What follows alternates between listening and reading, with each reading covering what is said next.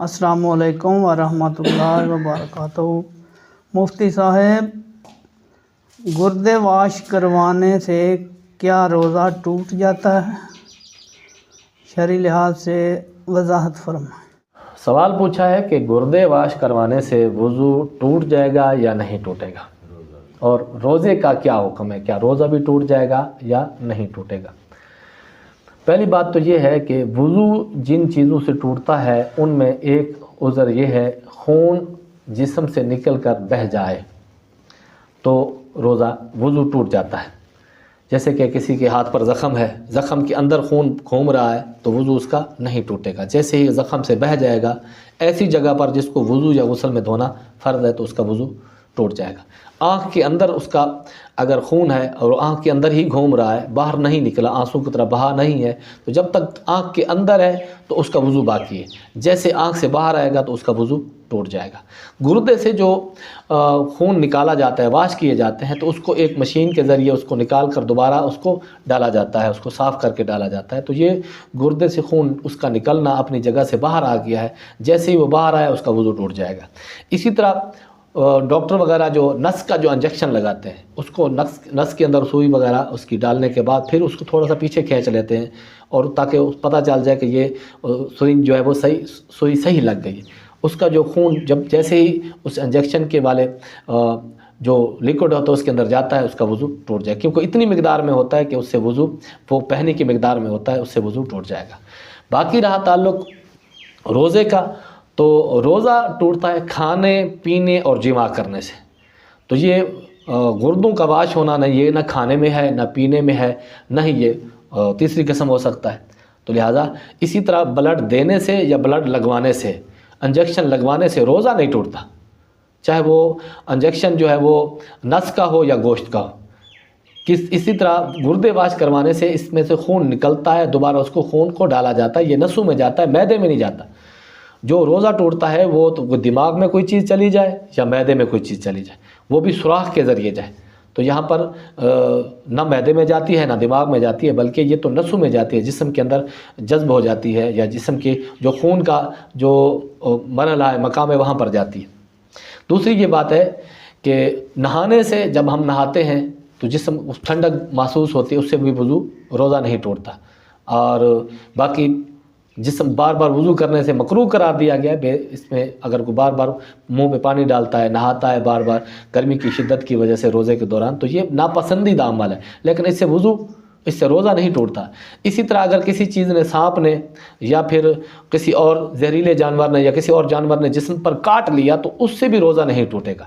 جب سانپ کاٹنے سے یا بھیڑ وغیرہ کے کاٹنے سے روزہ نہیں ٹوٹتا، اسی طرح انجیکشن لگوانے سے، یا نس کا انجیکشن ہو یا پھر گوشت کا ہو، اس سے بھی روزہ نہیں ٹوٹتا، کیونکہ یہ معدے میں کوئی چیز نہیں جاتی۔ جو حدیث پاک میں منع کیا گیا ہے، روزہ توڑنے کا جو حکم بتایا گیا وہ کھانے پینے اور جماع کرنے سے ہے، یعنی سوراخ کے ذریعے کوئی چیز معدے میں پہنچ جائے تب روزہ ٹوٹے گا، یا پھر کوئی شخص اپنی بیوی سے جماع کر لے تب، یا حرام کاری کے ذریعے جو بھی ہے اس کا مسئلہ ہے، اللہ اس سے پناہ عطا فرمائے، اس سے روزہ ٹوٹے گا۔ اس کے علاوہ جسم کے اندر سے کوئی چیز نکلی تب بھی روزہ نہیں ٹوٹے گا۔ جسم کے اندر دوا کے ذریعے جسم کے اندر کوئی دوائی پہنچا دی نس کے ذریعے یا گوشت کے ذریعے، اس سے بھی روزہ نہیں ٹوٹے گا۔ تو پتہ یہ چلا ہے کہ گردہ واش کروانے سے وضو تو ٹوٹ جائے گا لیکن روزہ نہیں ٹوٹے گا۔ واللہ تعالی اعلم بالصواب۔ سوال پوچھا ہے کہ حشرات الارض جیسے کہ لال بیگ ہے، چونٹی ہے، یا پھر کیڑے مکوڑے وغیرہ جو ہیں، وہ اگر کھانے میں پک جائیں اور اس کے اجزاء کھانے میں بالکل مکس ہو جائیں تو اس کے کھانے کا کیا حکم ہے؟ واضح ہے کہ حشرات الارض جتنے بھی ہیں جن میں بہنے والا خون نہیں ہے، اگر وہ کھانے میں گر جائیں اور وہ زندہ یا مردہ نکل جائیں تو کھانا پاک رہے گا، اس کا کھانا جائز ہوگا۔ اور جس کا اگر اس کا دل نہیں مانتا تبھی کراہت کرتا ہے تو ایک الگ بات ہے، لیکن شریعت مطہرہ کی نظر میں وہ کھانا ناپاک نہیں ہوگا۔ لال بیگ یا چیونٹی یا مکھی وغیرہ کو گر جائے، بلکہ مکھی کے بارے میں تو حدیث پاک میں رسول کریم صلی اللہ علیہ وآلہ وسلم نے ارشاد فرمایا کہ جب تم میں سے کسی کے کھانے میں مکھی گر جائے تو پھر اس کو غوطہ دے کر اس کو پھینک دو، اور کھانا کھا لو، کیونکہ اللہ تعالیٰ نے اس کے ایک پار میں شفا اور ایک پار میں وبا یعنی بیماری رکھی ہے، وہ بیماری والا پار نیچے کر دیتی ہے اور شفا والا پار اوپر کر دیتی ہے، اس لیے تم اس کو غوطہ دے کر اس کو پھینک دو تاکہ بیماری اور شفا دونوں برابر ہو جائے۔ یہ تو وہ ہے کہ جب مکھی یا حشرات لال بیگ وغیرہ جو کھانے میں گریں زندہ یا مردہ نکل جائیں، اس کے اجزاء جو منتشر ہو کر پس کر یا اس کے اندر پک کر کھانے میں شامل نہ ہو جائے۔ اگر کھانے کوئی چیز اشراط العار میں سے لال بیگ ہو گیا یا مکھیاں وغیرہ ہو گئی، اس کا اس طرح پک گئی کہ کھانے کے اجزاء میں شامل ہو گئے، تو اب اس کا کھانا جائز نہیں ہوگا، کیونکہ جو جن حشرات کے اندر یا جن چیزوں کے اندر بہنے والا خون نہیں ہے وہ پانی میں یا کھانے میں گر جائیں تو وہ کھانا ناپاک نہیں ہوتا، لیکن ان چیزوں کو کھانا جائز نہیں، کیونکہ جب یہ کھانے کے اجزاء کا حصہ بن گئی ہیں تو اب گویا کہ یہ اس کے اجزاء میں شامل ہو گئی ہیں، اب ان کا کھانا جائز نہیں ہوگا۔ اسی طرح بہت ساری کتابوں کے اندر ان کا احکام الکرام للجساس، اس کے اندر بھی اس کا حوالہ موجود ہے، اور اس کے علاوہ بدائع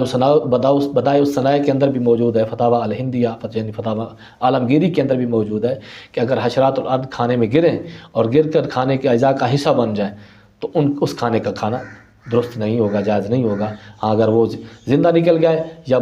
مر گئے لیکن اس کے اجزاء کھانے میں شامل نہ ہوئے تو اس کھانے کو شرعاً کھانا جائز ہوگا، اگر طبی کراہت کی وجہ سے نہیں کھاتا تو اس کی اپنی بات ہے۔ واللہ تعالی عالم بالصواب۔